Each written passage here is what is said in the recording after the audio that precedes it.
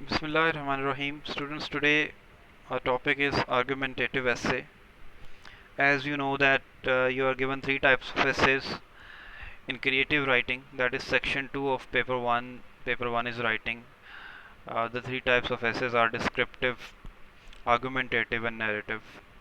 And in your paper, two argumentative essays are given, two narrative are given, one description is given.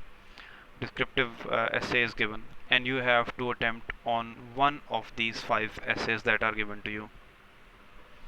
First of all, what is an argumentative essay? Argumentative essay is the one in which you have to present your argument. The example of argumentative essays can be, for example, young people should obey their elders without question. What do you think? Question mark. This is an argumentative essay. Or what changes would you like to see take place in the next 5 years in your country? Question mark is a type of an argumentative essay. You have done the narrative, you have done the descriptive. Let's see how to attempt an argumentative essay and what points you must keep in mind in order to attempt a good or a very good argumentative essay that gives you the best of grades in the Cambridge examinations. First of all, we all know that the word limit of section 2 creative writing is 350 to 500 words, and we also now know that the total marks for section 2 are 30, and we also know that the total weightage of these 30 marks is 25.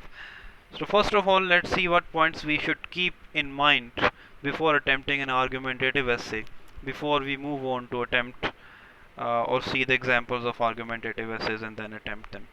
First is that be clear about the difference between argumentative and discursive essays. When asked directly to give your own opinion, we should commit yourself to a line of argument.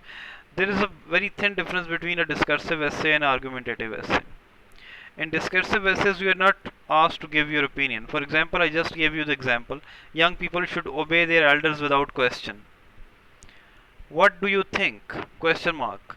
So you have been asked to give your opinion. So in a statement, in an essay where you are directly asked to give your opinion is the argumentative essay. In discursive essays, you are probably not asked to give your uh, believe or give your argument on either side of the statement. When asked to give a range of possible views when you are being discursive and may or may not choose to say what you personally believe. The latter kind of response is less argumentative and more informative. In discursive essays, you give information. For example, when I say young people should obey their elders without question, if this only is the statement, this is discursive because we will give the point views, the information about about both the sides, whether people should obey their elders without question or whether they should not obey the elders without question. You will take both sides. That will be discursive. But since I have attached the statement with this, what do you think? The argumentative essay is young people should obey their elders without question. What do you think? So it means you have been directly asked to give your opinion. So you have to take one side, whether uh, people should obey their elders without question or whether people should not obey their uh, elders without question. So that will become an argumentative essay where you are directly asked to give your opinion.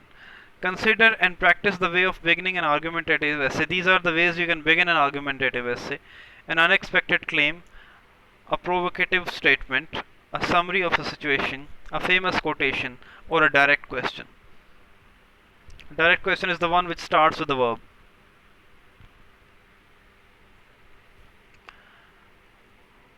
Next point that you must keep in mind is a strong argument includes refutation of the other point of view.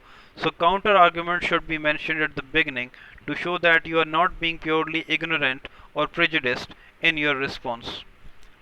आपने दूसरी side के भी arguments को consider करना है कि what are the arguments from the other side, what are the counter arguments against your argument, so you have to show that too, right? So that it is clear that you are not ignorant or you're not prejudiced in your response. Okay, yes, young people should obey their elders without question. You're not prejudiced about it. You should give the counter argument in the beginning of your essay so that it is clear that you are not ignorant about the counter arguments and you are not being biased and you are not being prejudiced. If you are having difficulty finding enough points to support your stance, you should consider arguing the opposite view. ठीक है? So ये ज़रूरी नहीं है कि how do you feel, whether you feel के the young people should obey the elders without question, or you feel that the young people should not obey the elders without question. It is not about your stance. The important thing is that support the point or support the stance in which you have more arguments. Okay? Next is aim for effective introduction which captures attention and makes the topic and context clear. You should end on the side you are arguing for. So structure your essay so that you deal with the other side first.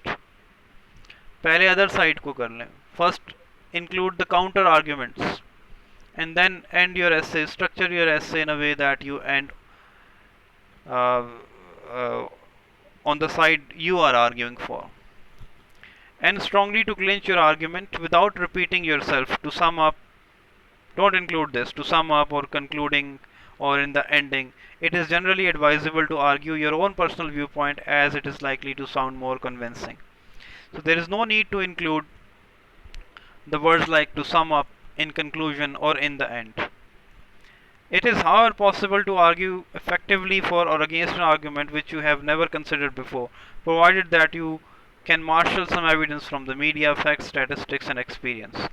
These are the areas from which you draw your supporting details and illustrations. So you have watched the media, you have some statistics, and you have some facts. Include that. Do not get too passionate about the topic. This is another very important thing. Don't get too passionate, because it should be more persuasive than emotional or subjective. You have to persuade, you have to argue, you don't have to get emotional. Next, sometimes there is a single word in the question which alters the emphasis of the argument. For instance, the word compulsory. This is why keywords in the question should always be underlined. So make sure that the statement that is given to you, the argumentative essay, you read that statement very carefully. It is irritating to the examiner for you to use questions throughout your essay.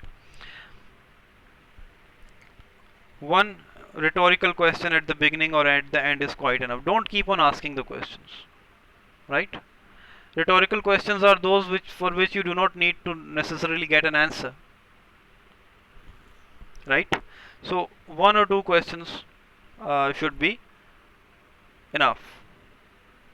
For example, if we are doing the same topic, whether people should obey their elders without question, the rhetorical question in the beginning can be how many of you, for example, you start it with a rhetorical question. If not starting, or you are including a rhetorical question, that how many of us want our children to obey us, or how many of us want our children to respect us when we get old or when we need them. So these are the rhetorical questions, because obviously everyone wants their children to respect them when they get old or whenever they need them. These are rhetorical questions which do not need the answers. So do not include more than one or two rhetorical questions in that. Use personal pronoun I, we, and you. I, you, and we. As I said, that how many of us or how many of you want is a device for making an argument seem more authentic and inclusive. Inclusive kar dega. There will be a sense of association of the reader, of the examiner, when we use this pronouns, the personal pronouns I, you, and we. Do not start each paragraph with a numerical reference like firstly, secondly, thirdly, and so on. Don't do it like this. Instead, structure it like this: furthermore, in addition to, nevertheless, meanwhile, right? So like we do in the summary, because it should look like a continuous writing. Summary may we learn the same techniques. These are the conjunctions actually, but these are, since different paragraphs. In summaries we do not have paragraphs. So whenever you're starting a paragraph, do not make it look like a numerical referent, like firstly, secondly, thirdly, fourthly, lastly, in the end. No, do it like this. Linking, paragraph linking words. For example, furthermore, in addition to, or changing direction, nevertheless. If you are changing direction of the argument, you will use nevertheless or on the other hand. If you are not changing the direction, you will say furthermore or in addition to. So these are the main points that you must keep in mind when you are writing an uh, argumentative essay. Now your task is to write an argumentative essay. I'm giving you the topic. Young people should obey their elders without question. Full stop. What do you think? Question mark. Attempt this. Keep these points in detail. That's it for now.